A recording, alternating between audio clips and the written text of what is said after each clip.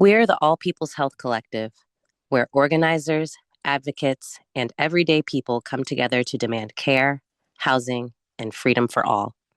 APHC is fighting for care without control, housing without conditions, and dignity for every person. Everyone, this is Susan with the All People's Health Collective, and I'm joined today with Vanessa Ramos from Disability Rights California, who is also a wonderful member of APHC.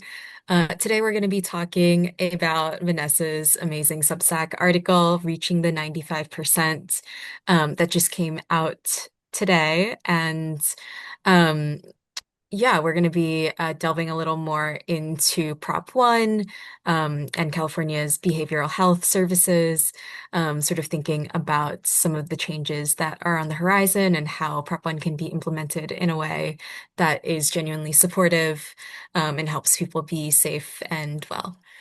Um, okay, so to kick us off, can you give us a rundown of your article and what Prop 1 is for listeners who might not be aware?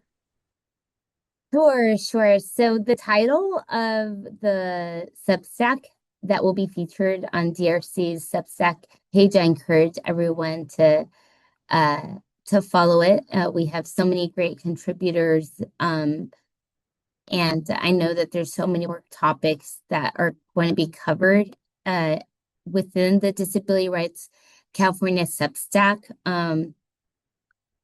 So I just encourage everyone to sign up for it. But the title of my last Substack is Turning the Tide on Overdose. Can Prop 1 deliver on its promise? Um, and for those that don't that are unaware, please note that Prop 1 is a proposition that was passed in California, and the prop actually passed by a very narrow margin.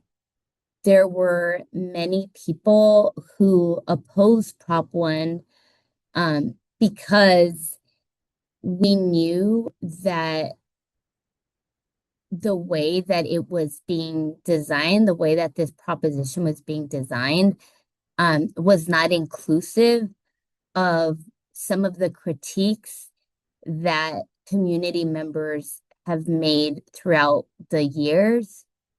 And many of us do agree that Prop 1 did a great job in calling out the disorganization that exists within counties. Like, we think that was a very good thing because it's true. In California, the counties are the ones who dictate the types of mental health services and substance use services that exist in California. So it's not, the taxpayers pay money, it goes to the state, and then the state's dictating like what types of services exist. In California, everything's done at the county level. And although in theory, some people may think that works, the reason why it doesn't is because depending on what the county's priorities are, is like will depend on what services become funded. Back in 2004, uh, voters passed the MHSA, which is the Mental Health Services Act. And through the Mental Health Services Act, the promise of the MHSA was that community members, past clients, current clients of mental health systems, administrators, providers, family members, like a community of people were to draw out uh 3-year plans that will be used to serve people experiencing mental health conditions that needed um, attention. Unfortunately, during the 2008 recession, the counties were able to ring the alarm per se and to request that some of that money be brought back into the county and for the county to be more of the designer of what that looked like, to ensure that higher levels of care weren't being cut. And although that is very real, right? Like there are different levels of care that just cost more. Many of us know that the promise of the MHSA was a beautiful one because it was born out of community. So for California's governor, Gavin Newsom, to come in and to start to transform a behavioral health system without appropriately engaging people who have critiqued its system, it placed Californians on a fast track to transformation when they don't fully understand the multi layers that need to be addressed so that there's a firm foundation. So the foundation in California is off. And by doing a fast track transformation of its system, you're building on foundation that has severe cracks. We understand that the Olympics are coming, the World Cup is coming, right, to the US and to California. We understand that the governor, would like to be considered, as a presidential candidate, right? So we understand that there is these other reasons on why bringing California up to speed per se is needed. But we understand that when mental health and substance use or behavioral health systems are being fast tracked due to political motivations or to clean up the cities for these big parties, that creates huge barriers for the people needing to receive services because you're cleaning things up for all the wrong reasons, right? In turning the tide on overdose, can Prop 1 deliver on its promise?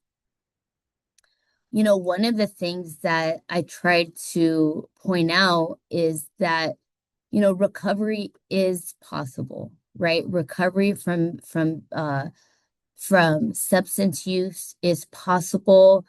My living story is proof of that. I'm not alone in that. There's many people that I know that are in long-term recovery, and I know that recovery looks different for me and for my friends. Like there's people that recover through total abstinence.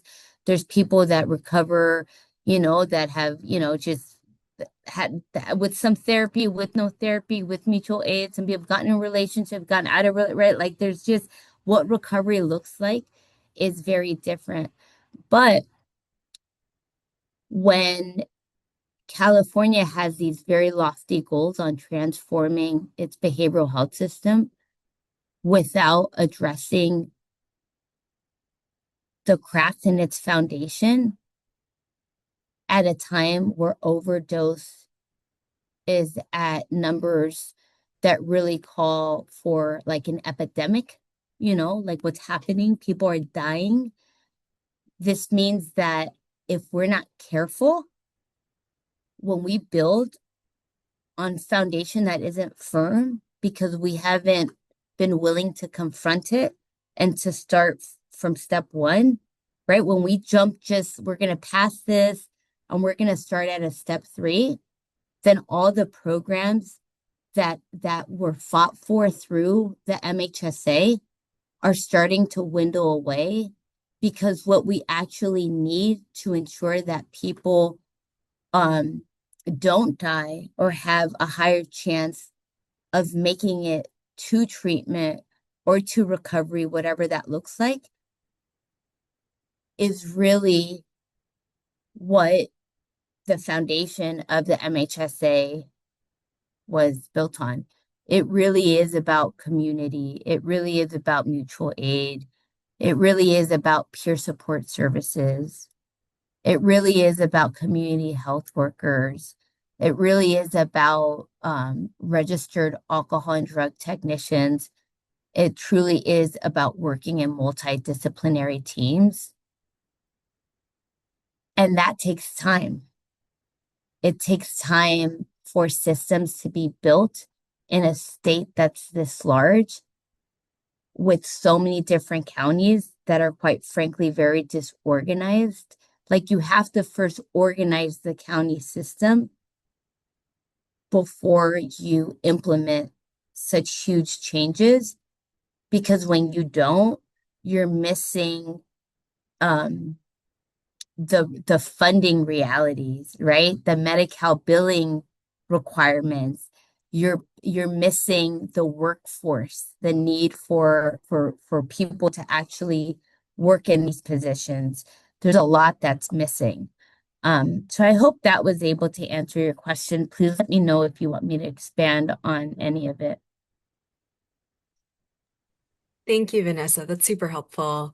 And kind of what I'm hearing you say is just that, like, broadly, mental health is political, it's spatial, and there's this danger of funneling a ton of money into mental health services, but doing so in a way that's like ultimately about improving, like, I don't know, a governor's reputation or the aesthetics of LA or yeah, kind of just speeding along this process of gentrification and sweeping people into, facilities or court systems as we've also seen happen instead of actually, giving people what they need and providing a spectrum of services. So that's, I think, a really important point. And I think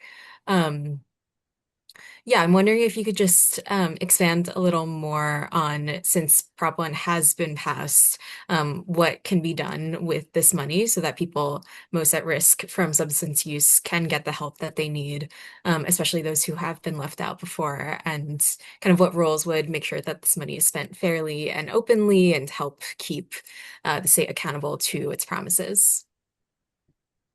Yeah, thank you, Susan. I think that it's important for us to know that in California, there have been more than 10,000, like closer to 11,000 overdoses last year. So last year we lost over 10,900 people. So that's 10,900 people who were once babies. These are people's children. These are people that we love. These are people who whose life could have been saved one way or another. And in Los Angeles, the efforts of the substance, uh, I think it's called like substance prevention and control. I know it as SAPC.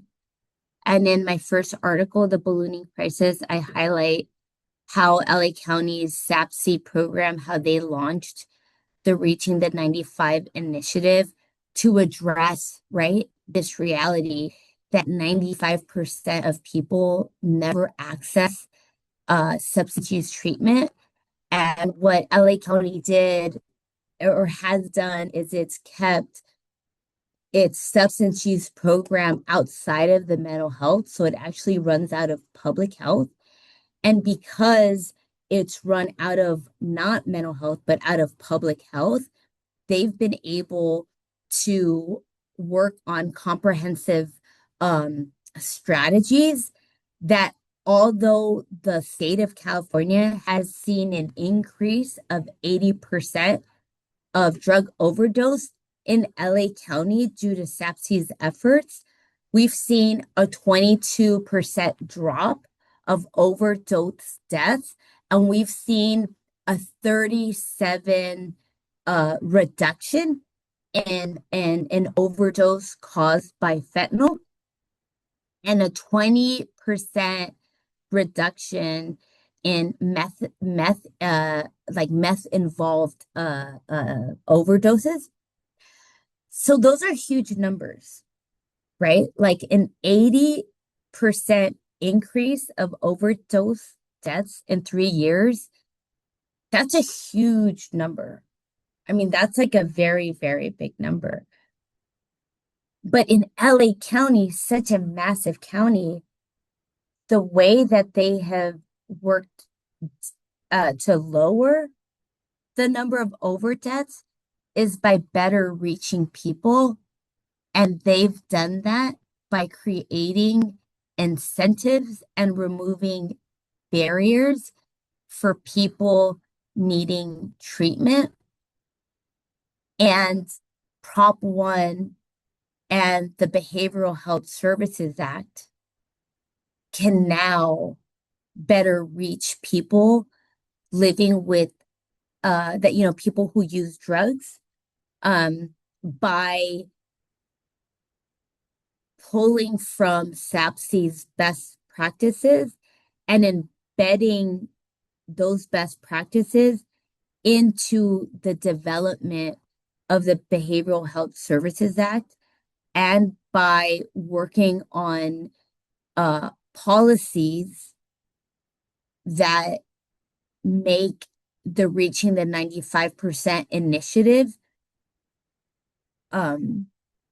available to the whole state.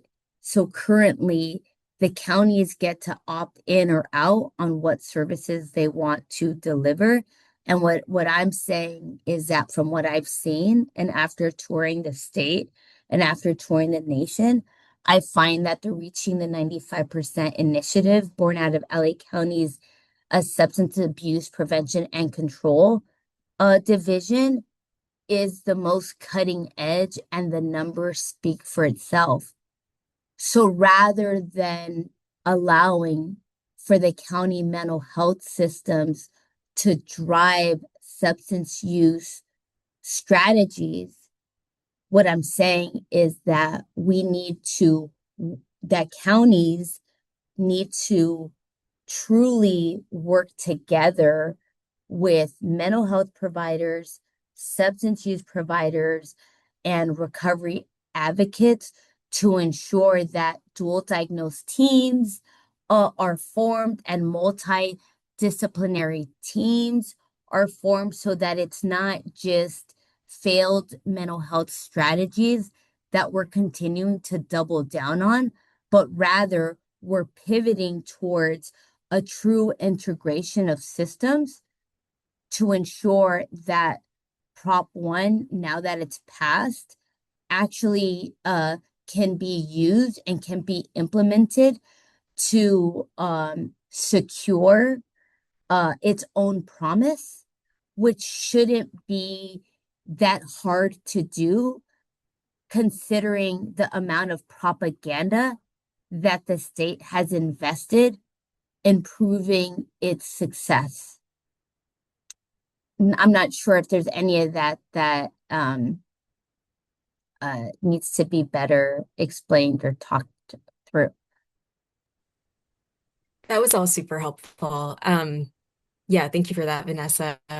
I'm wondering, maybe, so for me, calling in from New York and not knowing a ton about the Reaching the 95% initiative, I'm wondering if you could just take a step back and talk a little more about like the core principles and practices in that initiative and that model, and why that it has been such a successful model that should be like implemented across the state. Sure. The Reaching the 95 initiative incentivizes programs, so service providers, to provide services to its clients, even when a client has a return to use. Meaning that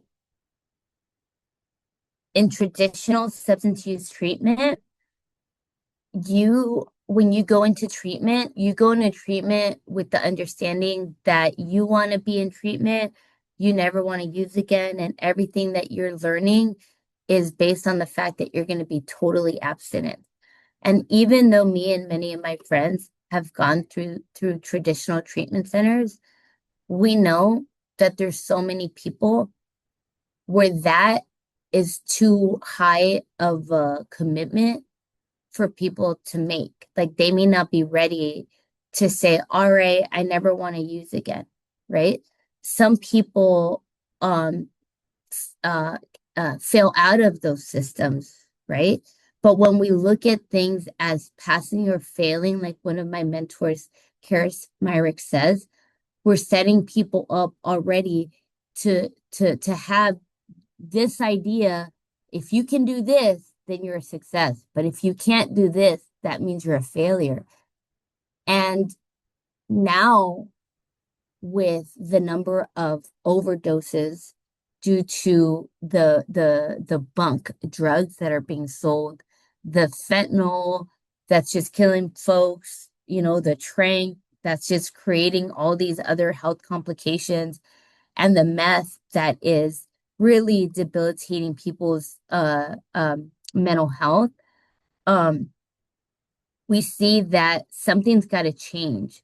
And LA County's Substance Abuse Prevention and Control division, they said what change can look like is if we first come to the understanding that not everybody who needs drug treatment wants to be quote unquote clean and sober. So, although for me, for Vanessa Ramos, living a clean and sober life is the life that I live, I go to 12-step meetings, I have sponsees, I have a sponsor, right? Like, even though that's the path that has worked for me, there's many people that path is not working for. So how can they incentivize their provider network to better engage people that are going to have a return to use? That, by the way, for those of us that have lived life in addiction, a return to use is not actually that uncommon. Some consider it as a part of the experience. So although relapse isn't like necessary, right? It for many of us, it is something that is very real. At the beginning of the Substack, one of the pieces that I touch on is my own experience and I pointed to like the social determinants of health.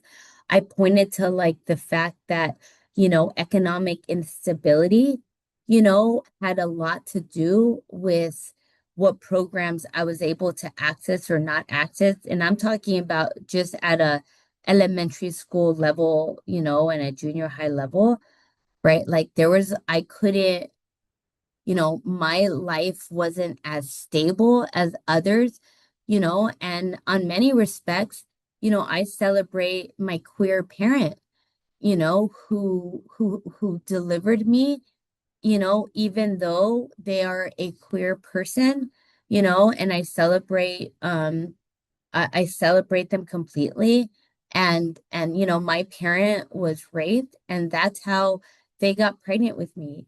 My parent, recently had top surgery and has lived a queer life for all the time that I've known them. So I had, two moms before it was like a cool thing, so for people like my parent, you know, selling drugs was just a part of what needed to happen. Like my parent, my mom, slash dad, right? My parent, you know, had very short hair, appears masculine.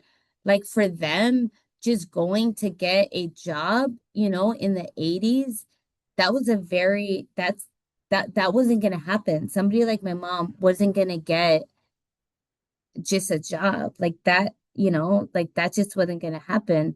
So drugs selling, drug use really supported our family, but it also supported our family through trauma that was never formally attended to, right? Culturally, you know, people, like within my family, they don't like the idea of going to therapy.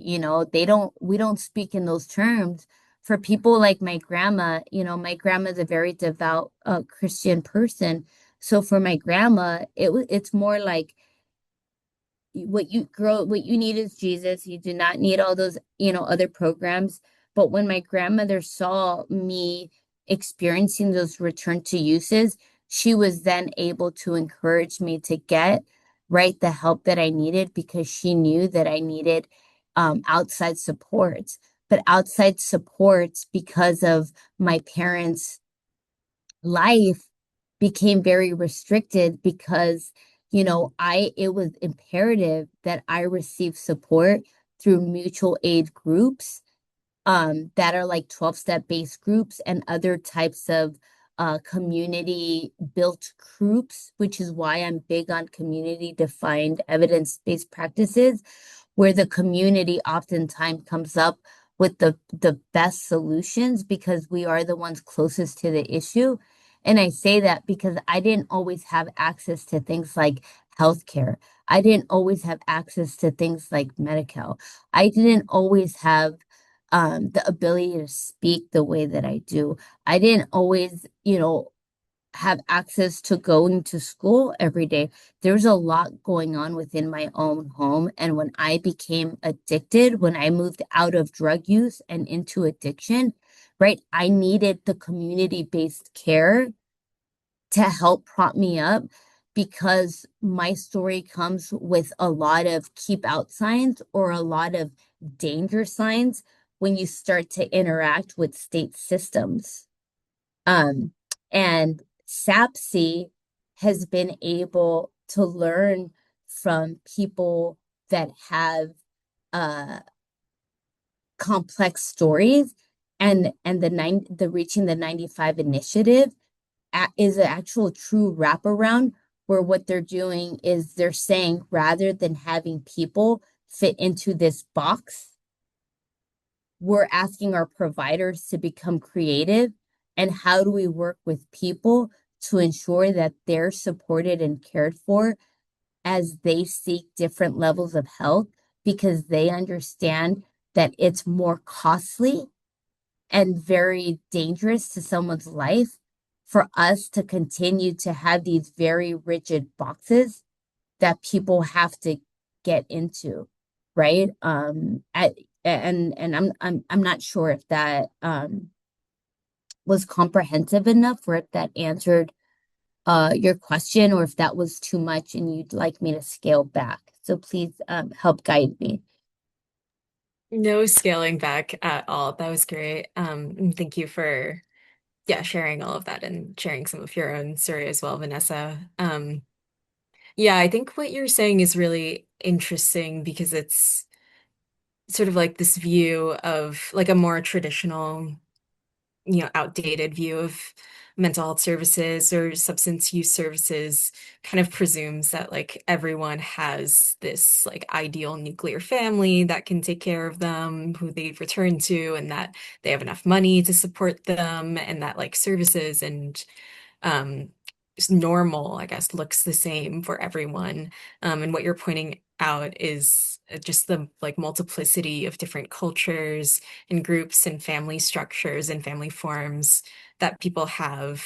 And that like people have the right to have that difference or to like choose their own like different ways of living. And so services can't just be tailored to this one like very narrow view of the life that you're supposed to return to. Um, which is a really important point, I think, to internalize.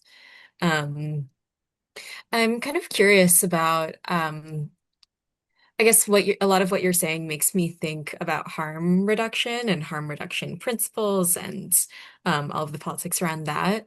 So I'm curious if you could just talk a little more about how you think about harm reduction and specifically with regards to Prop 1, kind of how harm reduction can become a standard and protected part of care under Prop 1, even if some people, and I imagine there are lots of people who are against it kind of have other ideas. Yeah, sure. Thank you for that, Susan. And also I appreciate your uh your validation and your appreciation for me sharing my story, and also for not encouraging me to scale things back. Um, thank you for your care during this call. I acknowledge that. I acknowledge you. Um, and oftentimes there's been a co-optation of terms and of language. And, harm reduction means different things to different people. I had a really beautiful opportunity to tour the state with amazing people like Dr. Ricky Blusenthal, that I hope that APHC at some point interviews. Dr. Ricky Blusenthal really has led the way and has built out uh, research that points to the importance of honoring people's human life and addressing their real-time needs with things like a clean needle exchange program, right? Where when I was injecting myself intravenously, when I was using IV drug use, oftentimes I would have one rig and I would file it down on the curb, or with a nail file. I would file it to keep it sharp, because if not, it was like dull and it couldn't go into my vein. And that would cause abscessing, it would cause injury, it was very painful. But I didn't always have access to clean needles. So sharing needles is something that I have done. Also, uh, you know, sharing drug supplies and things of that, using alone versus using with other people. So I bring these things up because, during the tour that Dr. Ricky Blumenthal and I, alongside Dr. Brian Hurley, Dr. Josh Kamen, and so many others, right? We were able to tour the state and really talk through, right, engaging people who aren't necessarily ready, right, to that total abstinence frame. And one of the things that came out of one of their presentations, that I think Dr. Hurley and Dr. Ricky Blusenthal both pointed to, is that harm reduction isn't just uh, needle exchange. Harm reduction is not just Narcan, right? Which is the uh Narcan is what people use to pull someone out of overdose. Um, Harm reduction is also uh, access to addiction treatment medications like buprenorphine. And I hope that I hope that you, Susan, are able to also interview Kate Roberts, who is incredible and is one of my mentors. And Kate has done a lot of work around providing services to people who are pregnant that are still using, right? And finding ways to support them and baby. And also has done extensive research and a lot of work on, how important addiction treatment medication is. So harm reduction is also access to addiction treatment. Dr. Hurley and Dr. Ricky Blumenthal, have educated me on the importance of not thinking of medicated assisted treatment, like moving away from that terminology, like medicated assisted treatment, and more into addiction treatment. At one of the presentations, one of the things that they taught me about is they said, like, you don't give, if someone has like diabetes and you're giving them insulin, you don't call it like medicated assisted treatment, right? Like you're giving them diabetic treatment. You're treating their diabetes, right? Like the way that we phrase um addiction medicine and addiction medicated assisted treatments, which is, for some of my friends, and like for me back in the day, I was placed on methadone when I was kicking heroin. And again, this was pre-fentanyl days, right? So, things like methadone, medications like buprenorphine, or there's so many, they have such complicated names. Vivitrol. I mean, I please have them on here so that they can say all the medications. Like they have really weird enunciations and weird spellings, but harm reduction is access to addiction treatment medications. Harm reduction is housing. Harm reduction, is having culturally responsive interventions, right? Harm reduction is including people with lived experience in the treatment process. Harm reduction is multidisciplinary teams.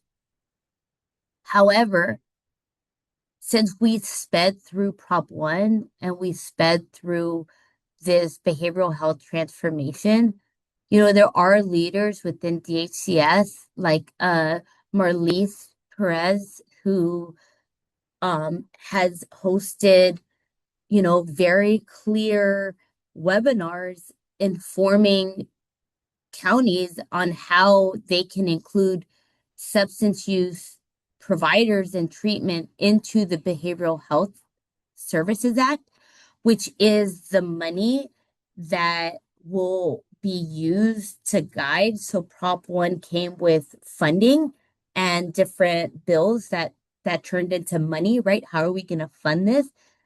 So while behavioral health transformation is happening in California, it's very important that we living in the counties throughout California push our county behavioral health systems to include these best practices, like all the ones I just mentioned with harm reduction and the Reaching the 95 initiative, and really hone in on the promise that we do recover. We can and do recover, right? But we need access to basic healthcare and basic addiction treatment care that meets our needs from where we are.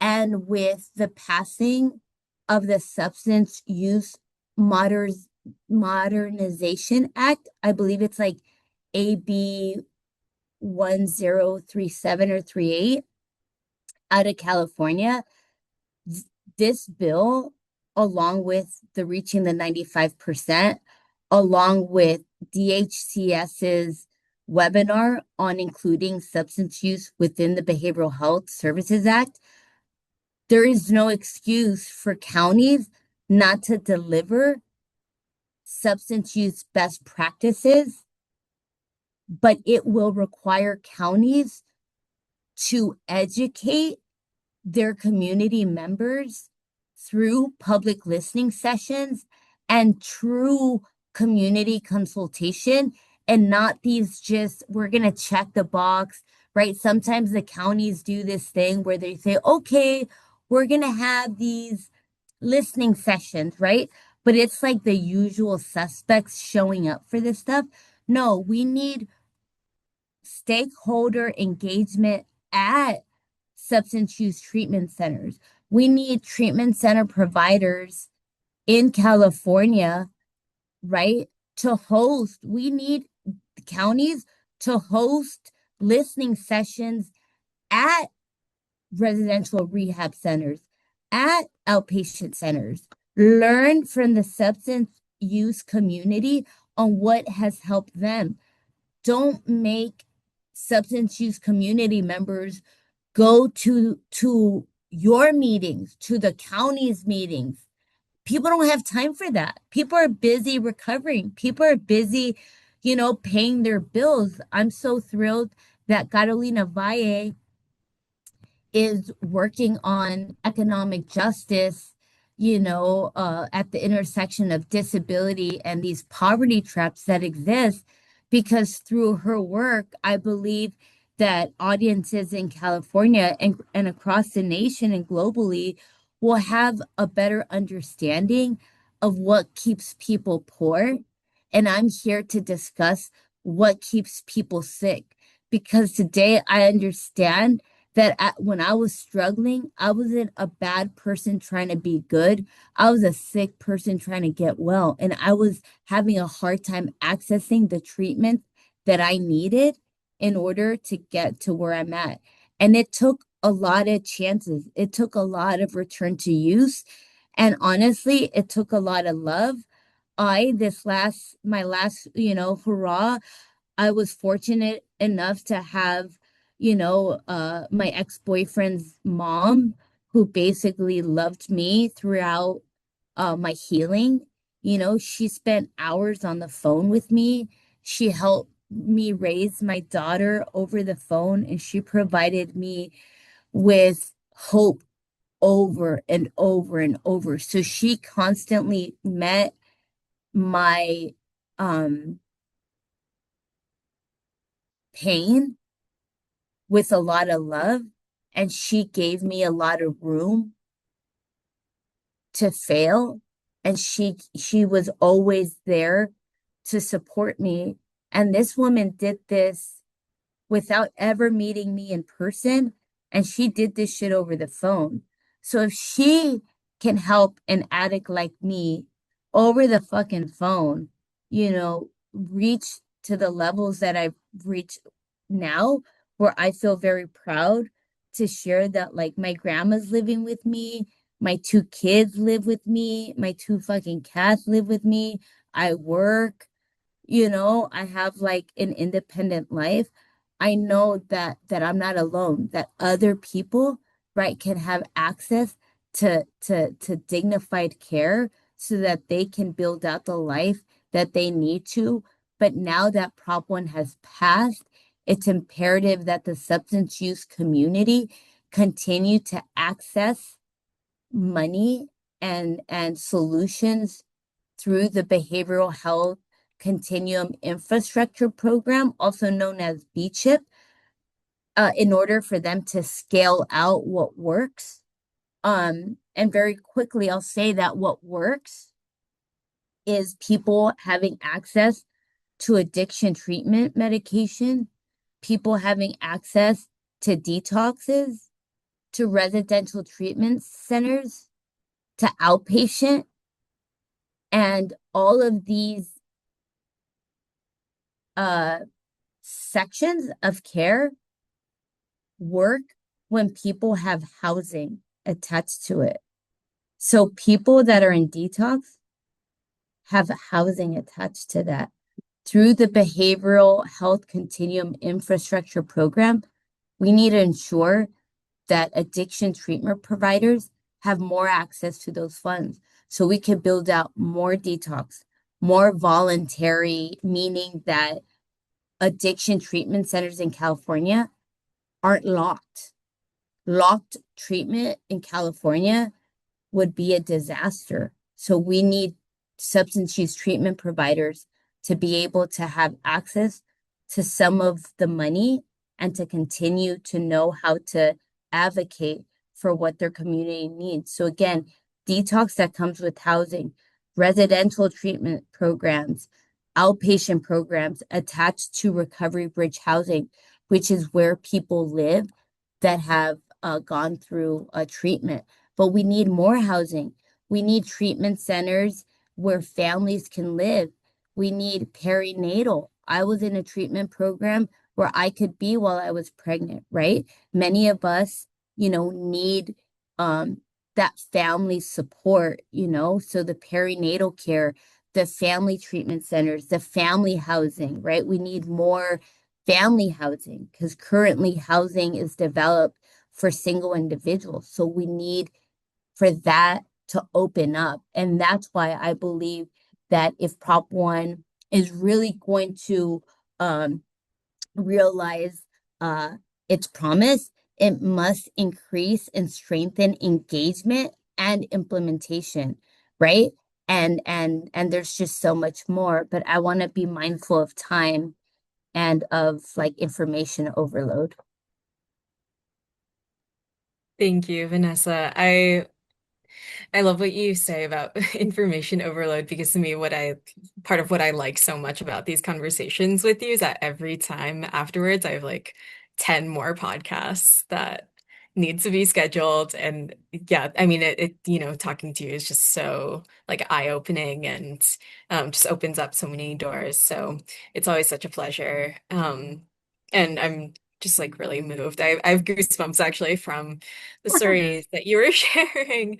And specifically, I'm thinking about a phrase that you use, like giving room to fail, when you were talking about your ex-boyfriend's mother.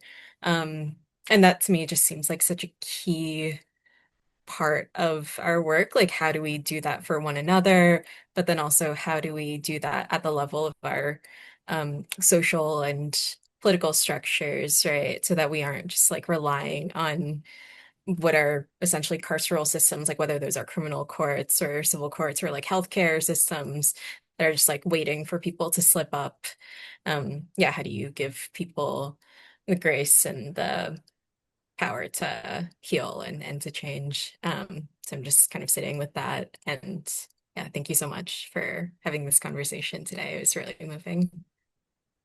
Yeah, and really quickly, Susan, one of the things that I really appreciate about Lex Stepping and other members within APHC is that, and I believe that the work around universal basic income and just poverty traps, I think that what is really going to bring a lot of this together for listeners and to viewers is that we have this awful trend of a lack of oversight, a lack of accountability, and what we need is full transparency on where the money is going. We need to follow our taxpayer dollars because our taxpayer dollars are going to pay out police bailouts, right? These are the things that I've learned by being a member of the All People's Health Collective, which is why I also encourage people to sign up for the APHC Substack and to follow APHC on all of the different platforms that APHC is on, because, APHC isn't only talking about substance use or isn't only talking about mental health, right? Like we're talking about housing and health and money for all. We're talking about basics. We're saying that we cannot move forward, right, as a community of people in good faith without understanding where our money is going because we true accountability does not exist. And the minute that the I'll say the evildoers, right? The minute that these evildoers, right, catch on that people are starting to follow the money, these motherfuckers will straight excommunicate people. So people are paying taxes blindly, right? We pay taxes, and I don't use the term blindly, like I don't mean it to be offensive to people who may have low vision or are blind. So I just want to say that. But we have a way, Susan, of allowing the state, both through state tax, through federal tax, through city tax and county taxes. They pull money, and we're basically giving out our money, and we need to be accountable. So this is what I'm saying. If you are going to take money out of my motherfucking paycheck for taxes, I want it to pay for what SAPSI is doing. I want it to pay for treatment centers where pregnant people can go. I want it to pay, right, for pure respites. I want my taxpayer dollar, right? If my friend needs a wheelchair, pay for my fucking friend's wheelchair. If my friend needs supportive services, that's where I want my money to go. I don't want my money to go to war. I don't want my money to go to the killing of children across the world. I don't want that. I don't want my money funding war. That's not what I want. I want my money funding health and housing, right? And just for the basics, for the basics and then some. you know. So I hope that people receive this the way that it is intended. But much love to you, Susan. Thank you, for this time. And yeah, I appreciate you so, so much. Well, thank you so much for joining us today, Vanessa. It's always such a pleasure to talk to you, and really excited for our next podcast in a few weeks, where we're going to be talking about the ADA and the war on drugs and economic justice, and how all of these pieces that we've sort of touched upon today kind of come together, and some of the history behind how we got to where we are now. So yeah, really excited for that. Please join us. And we look forward to speaking again soon.